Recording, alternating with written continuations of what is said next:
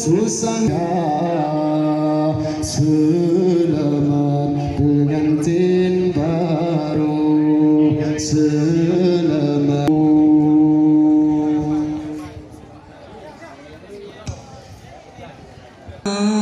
panjang umur boleh ucapan selamat kamu tunjukkan kedua insan yang tengah bahagia.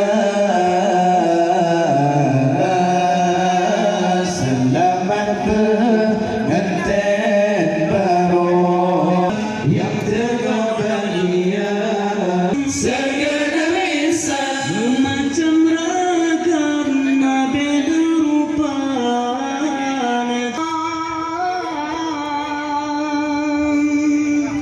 la